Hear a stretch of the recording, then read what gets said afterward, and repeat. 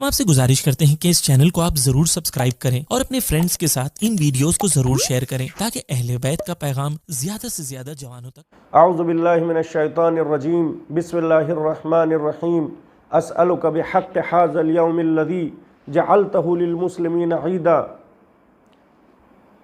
یہ جملہ نماز عید الفطر کی قنوت میں پڑھا جاتا ہے، جس میں بندہ اپنے پروردگار عالم سے سوال کرتا ہے کہ اے پروردگار، میں تجھ سے اس دن کے حق کے واسطے سے سوال کرتا ہوں کہ جس کو تو نے تمام مسلمانوں کے لیے عید کا دن قرار دیا ہے۔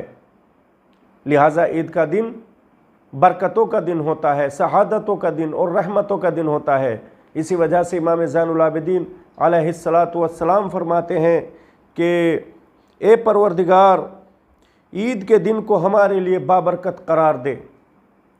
اے پروردگار، یہ عید کا دن وہ دن ہے کہ جس کو تو نے تمام اہل ایمان کے لیے خوشی اور مسرت کا دن قرار دیا ہے اور تمام مسلمانوں کے لیے ایک جگہ جمع ہونے کا دن قرار دیا ہے۔ اس دن میں ایک جگہ جمع ہونا خود ایک برکت کا سبب ہے۔ کیوں؟ کس وجہ سے؟ اس وجہ سے کہ یہ دن جمع ہونے کا دن ہے، اس لیے کہ جب اس دن سب جمع ہوتے ہیں تو تمام کے تمام بندوں کو اللہ کی رحمت ڈھانپ لیتی ہے۔ اسی وجہ سے یہ کھیل کود میں گوانے کا دن نہیں ہے، یہ بغیر بات کی ہنسی خوشی میں گوانے کا دن نہیں ہے، بلکہ یہ دن تو برکتیں حاصل کرنے کا ہے، دعائیں پڑھنے کا ہے، صلہ رحمی کرنے کا ہے، ایک دوسرے کی مدد کرنے کا ہے، ایک دوسرے سے خوشی سے ملنے کا ہے۔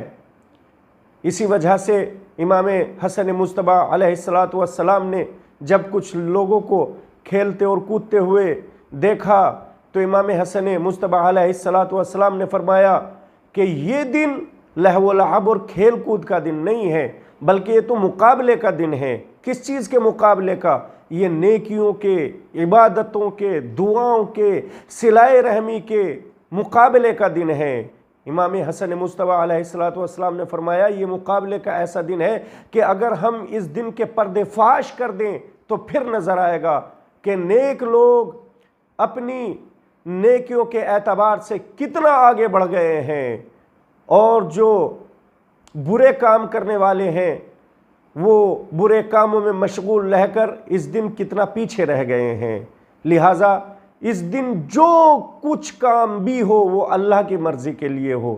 اگر دو مومن آپس میں گلے مل رہے ہیں تو اللہ کو یہ کام کتنا پسند ہے۔ امام جعفر صادق علیہ السلام فرماتے ہیں کہ دو مومنوں کا آپس میں گلے ملنا اللہ کو بہت پسند ہے۔ لہٰذا جب دو مومن آپس میں گلے ملے تو ان کے دل میں ایک دوسرے کی طرف سے کینہ نہیں ہونا چاہیے، بغض و حسد نہیں ہونا چاہیے، ایک دوسرے کی طرف سے نفرت اور دشمنی و بدگمانی نہیں ہونی چاہیے، بلکہ ان کے دل میں ایک دوسرے کی طرف سے محبت ہونی چاہیے، دوستی ہونی چاہیے، بھائی چارگی ہونی چاہیے۔ اسی وجہ سے امام جعفر صادق علیہ السلام فرماتے ہیں کہ اللہ کو دو مومنوں کا گلے ملنا اتنا پسند ہے کہ جب دو مومن آپس میں گلے ملتے ہیں تو خداوند عالم ان سے خوش ہو جاتا ہے اور خوش ہو کر کہتا ہے کہ تمہارے سارے گناہ معاف ہو گئے ہیں، جاؤ اب جا کر نئے سرے سے عمل کرنا۔ یہ دو مومنوں کا صرف گلے ملنے کا ثواب ہے۔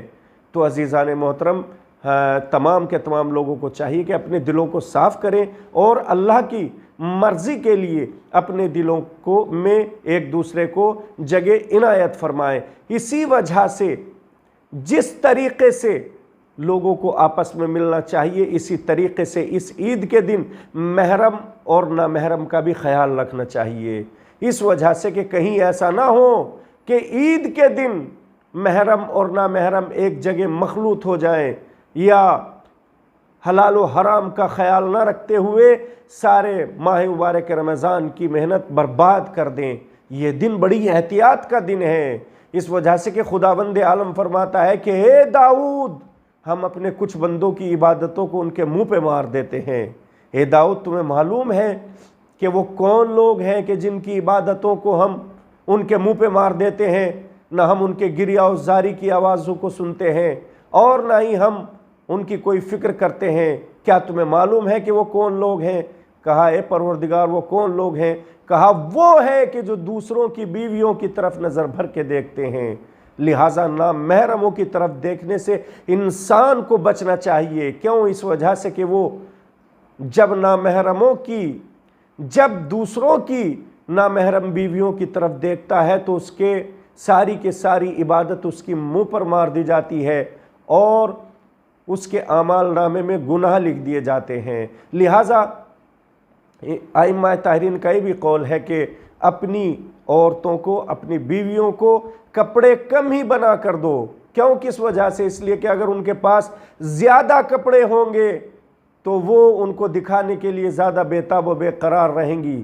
لہٰذا اس بات سے مدد حاصل کرو کہ ان کے پاس کپڑے کم ہونے چاہیے، اور پھر یہ کہ اپنی بیویوں کو ایسی جگہ جانے کی اجازت مت دو کہ جہاں گناہ عام ہوں، عام محفلوں میں، چاہے وہ خوشی کی محفلیں ہوں، چاہے وہ غم کی محفلیں ہوں، ایسی محفلوں میں جانے کی اجازت نہ دی جائے، اس لیے کہ معصوم فرماتے ہیں کہ جو شوہر اپنی بیوی کو ایسی جگہ جانے کی اجازت دیتا ہے وہ دیوس ہوتا ہے۔ لہٰذا ہمیں چاہیے کہ عید سعید کے دن ہم زیادہ سے زیادہ اپنے دل کو ایک دوسرے کی طرف سے صاف رکھیں، اس دن کو عبادت میں گزاریں۔ کیوں؟ اس وجہ سے کہ برکتیں حاصل کرنے کا دن ہے، اور گناہوں سے بچ کر اپنی عبادت اور اپنی اطاعت کو بھی بچانے کی کوشش کریں، اور اس دن زیادہ سے زیادہ ذکر الہی، ذکر اہل بیت، اور چاہے وہ فضائل کی شکل میں ہو، چاہے وہ مصائب کی شکل میں ہو، اس دن زیادہ سے زیادہ انجام دیں، اور اس دن کے اعمال غسل روز عید اور نماز عید ضرور انجام دیں۔